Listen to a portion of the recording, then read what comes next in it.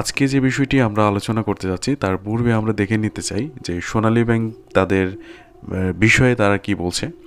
এখানে যদি আমরা একটি খেয়াল করি সেটা হচ্ছে ব্যাংকের পরিচালনা পর্ষদের 5 নভেম্বর 2024 তারিখের অনুষ্ঠিত 875তম সভায় আমানত এবং ঋণ অগ্রিমের সুদহার নিরূপণভাবে পূর্ণ নির্ধারণ করা হয়েছে, যা 11 নভেম্বর 2024 তারিখ হতে কার্যকর হবে। তো আমাদের আজকের টপিক হচ্ছে 3 নম্বর পয়েন্টটি নিয়ে আমরা আলোচনা করব। এখানে হচ্ছে স্থায়ী মেয়াদি আমানত, অথবা আপনারা যেটিকে খুব সহজ ভাষায় চিনেন সেটা হচ্ছে এফডিআর। তো এখানে যদি আমরা একটু খেয়াল করে দেখি যে প্রথমে হচ্ছে 3 মাস থেকে 6 মাস।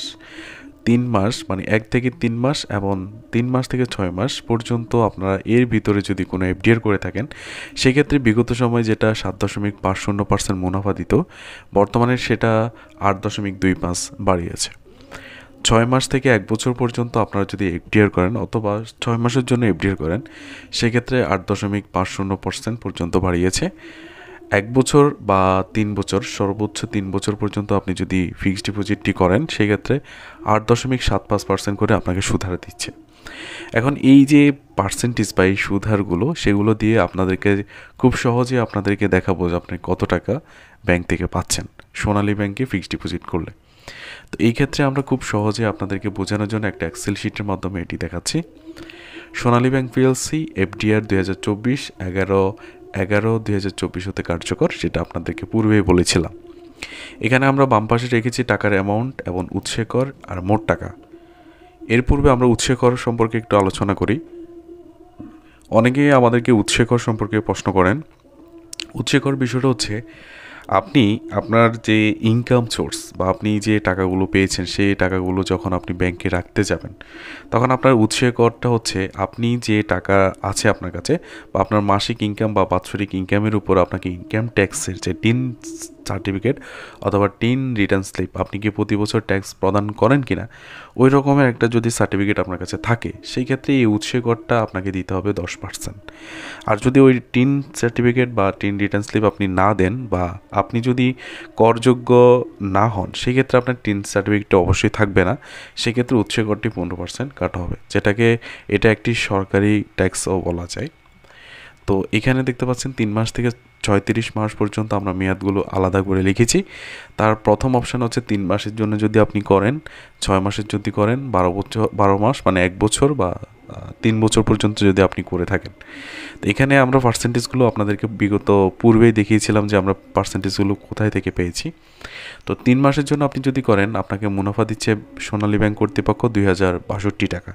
তবে এই যে বললাম উৎসে কর, আমরা ধরে নিয়েছি এখানে আমাদের যারা কাস্টমার আছেন তারা হচ্ছে আপনার উৎসে কর 15% ইন্ডিভিজুয়াল। কারণ হচ্ছে বেশিরভাগ সংখ্যক মহিলা অথবা পুরুষের ক্ষেত্রে আপনার টিন সার্টিফিকেট বা টিন স্লিপটা না থাকে না। তো এখানে যদি আপনি দেখেন এই 2062 টাকার উপরে আমার 15% ট্যাক্স আসে 309 টাকা, তাহলে এখান থেকে আমাকে 309 টাকা বাদ দিতে হবে, মোট 1753 টাকা। তাহলে 1 বছর 3 মাসের জন্য আমরা যদি 1 লক্ষ টাকা সোনালী ব্যাংকে জমা রাখি, তাহলে আমরা 3 মাস পরে 1753 টাকা কিন্তু মুনাফা পাচ্ছি। এবার আরেকটি বিষয় হচ্ছে 6 মাস। 6 মাসের জন্য আপনি যদি করেন, তাহলে ব্যাংকের পক্ষ থেকে 4250 টাকা আপনি পাচ্ছেন। আর উৎসে কর হিসেবে প্রদান করতে হচ্ছে আপনাকে 683 টাকা, যেটা কেটে নেবে, আর বাকি 3613 টাকা আপনি উত্তোলন করতে পারবেন 1 লক্ষ টাকা 6 মাস মেয়াদি আপনি জমা রাখলে। 1 বছরের জন্য আপনি জমা রাখলে 8,750 টাকা আপনি পাচ্ছেন, কিন্তু আপনাকে 15% ট্যাক্স প্রদান করতে হচ্ছে 1313 টাকা। আর কর্তন করার পরে আপনি পাচ্ছেন 7,438 টাকা, যেটা আপনি 1 বছরে লাভ পাচ্ছেন। আর 3 বছরের জন্য আপনি লাভ পাচ্ছেন 26,250। এখান থেকে আপনার উৎসে কর কাটবে 3,938 টাকা। আর আপনি এই 3 বছর 1 লক্ষ টাকা মেয়াদি হিসাবে জমা রাখলে আপনি 22,313 টাকা উত্তোলন করতে পারবেন। আপনাদের কিছু কমন প্রশ্ন আমি নিজেকে করতেছি, সেটা হচ্ছে, প্রথম প্রশ্ন হচ্ছে, আমি যদি 1 বছরের জন্য করে 6 মাসের মাথায় আমার এফডিআরটি ভেঙে ফেলি, সেই ক্ষেত্রে আমার ক্ষেত্রে কী হবে? আমি কি 6 মাসের লাভ পাবো? না। এই ক্ষেত্রে প্রশ্নের উত্তর হচ্ছে না, কারণ হচ্ছে আপনার সাথে ব্যাংকের চুক্তি মোতাবেক হচ্ছে 1 বছর পর্যন্ত আপনাকে টাকাগুলো জমা রাখতে হবে। 1 বছর পূর্ণ হলে আপনি এই 7,438 টাকা পাবেন। তবে সেই ক্ষেত্রে আপনি যদি 6 মাসের মাথায় ভেঙে ফেলেন তাহলে ব্যাংকের যে চুক্তি সেই চুক্তির সাথে আপনার মিলছে না। সেক্ষেত্রে আপনাকে অবশ্যই যে অ্যাকাউন্ট ক্লোজিং চার্জ এবং আপনাকে 150 টাকা আবগারি শুল্ক, 1 লক্ষ টাকা উপরে হলে আপনি জানেন যে আবগারি শুল্ক দিতে হয়। 150 টাকা আবগারি শুল্ক প্লাস সোনালী ব্যাংকের যে অ্যাকাউন্ট ক্লোজিং মেনটেন চার্জটি, সেটা আপনার অবশ্যই এই 1 লক্ষ টাকা থেকে কেটে নিবে। আর আপনি যদি 1 বছরের মাথায় নেন তাহলে সেক্ষেত্রে তো আপনি প্রফিট পাচ্ছেন, এটা হচ্ছে একটা কথা।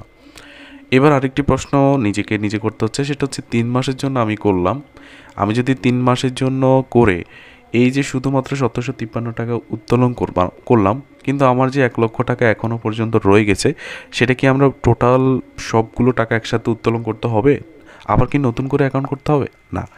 এক্ষেত্রে প্রশ্ন হচ্ছে, উত্তর হচ্ছে না, কারণ হচ্ছে 1 লক্ষ টাকা যখন আপনি জমা রাখবেন, আপনি শুধুমাত্র 3 মাস অন্তর 1753 টাকা আপনি লাভের অ্যামাউন্ট আপনি উঠিয়ে নিতে পারবেন, এবং 3 মাস আপনার 1 লক্ষ টাকা কিন্তু স্বয়ংক্রিয়ভাবে আবার স্টার্ট হবে, শুরু হয়ে যাবে। তো সেই ক্ষেত্রে অবশ্যই আপনাকে 3 মাস অন্তর যে মুনাফাটি প্রদান করতে হবে, আপনি সেই মুনাফাতে উত্তোলন করবেন, আর বাকি 1 লক্ষ টাকা পরবর্তী 3 মাসের জন্য স্বয়ংক্রিয়ভাবে আপডেট হতে থাকবে। এটা শুধুমাত্র 3 মাসের জন্য আমি বুঝিয়েছি, তবে এটা 6 মাস, 12 মাস এবং 36 মাস পর্যন্ত এটা হতে পারে। আশা করি এখানে যে প্রফিট সিস্টেমটি সেটা আপনারা বুঝতে পেরেছেন। এইবার হচ্ছে এই অ্যাকাউন্টটি করতে হলে আপনাকে সোনালী ব্যাংকে কী কী কাগজপত্র নিয়ে যেতে হবে সেই বিষয়টি একটু দেখাচ্ছি। এখানে আমরা যে আপনার অ্যাকাউন্ট খোলার জন্য যে কাগজপত্রগুলো, সেগুলো বিষয় নিয়ে একটু আলোচনা করছি। যিনি গ্রাহক বা যিনি অ্যাকাউন্টটি করতে চাচ্ছেন বা এফডিআরটি করতে চাচ্ছেন, তার ভোটার আইডি কার্ড অথবা পাসপোর্ট, ড্রাইভিং লাইসেন্স অথবা জন্ম নিবন্ধন, এই 4টি ডকুমেন্টসের যে কোনো একটি ডকুমেন্টসের ফটোকপি আপনাকে নিতে হবে। 2 নম্বর হচ্ছে গ্রাহকের পাসপোর্ট সাইজের ছবি অবশ্যই আপনাকে নিতে হবে, এটা অবশ্যই পাসপোর্ট সাইজের 2 কপি আপনাকে নিতে হবে। গ্রাহক চাইলে তার একটা নমিনি দিতে পারেন, অবশ্যই নমিনি দিতেই হবে। Nominee voter ID card, passport, driving licence অথবা জন্ম নিবন্ধন, আর নমিনি পাসপোর্ট সাইজের 2 কপি ছবি অবশ্যই আপনাকে নিতে হবে। এবার আলাদা করে যদি একটু বলতে হয়, সেটা হচ্ছে জন্ম নিবন্ধনের ক্ষেত্রে অনেকেই আছেন জন্ম নিবন্ধনটি এখনও পর্যন্ত অ্যানালগ সিস্টেমে আছে, কিন্তু বর্তমান যেহেতু ডিজিটালের যুগ, সেক্ষেত্রে আপনাকে অবশ্যই জন্ম নিবন্ধনটিকে অনলাইন করে, পাশাপাশি আপনি যে ইউনিয়ন পরিষদে আছেন অথবা ওয়ার্ড কাউন্সিলে পৌরসভার ভিতরে আছেন, ওয়ার্ড কাউন্সিলের মাধ্যমে অথবা ইউনিয়ন পরিষদের চেয়ারম্যান মাধ্যমে সেটাকে আপনাকে সত্যায়িত করে আপনাকে ব্যাংকে জমা দিতে হবে, অন্যথায় আপনি অ্যাকাউন্টটি করতে পারবেন না। এই ছিল হচ্ছে আপনার অ্যাকাউন্ট খোলার কাগজপত্র। এগুলো নিয়ে আপনি আরও বেশি বিস্তারিত জানতে হলে সোনালী ব্যাংকের নিকটস্থ শাখায় গিয়ে আপনি যে কোনো অফিসারের মাধ্যমে সেটি বিস্তারিত জানতে পারেন। আশা করি পুরো ভিডিওটি ভালো লেগেছে। ভিডিওটি যদি ভালো লেগে থাকে অবশ্যই আপনাদের পরিচিত সকলের মাঝে শেয়ার করে, আর ভিডিওটির যে সকল বিষয়গুলো রয়েছিল সেগুলো শেয়ার করবেন, আর ভিডিওতে অবশ্যই কমেন্টস করবেন, এবং পরামর্শমূলক যদি কোনো ভিডিও থাকে সেক্ষেত্রে আমাদেরকে জানাবেন। আসসালামু আলাইকুম ওয়া রাহমাতুল্লাহি ওয়া বারাকাতুহু। সবাই ভালো থাকবেন, সুস্থ থাকবেন।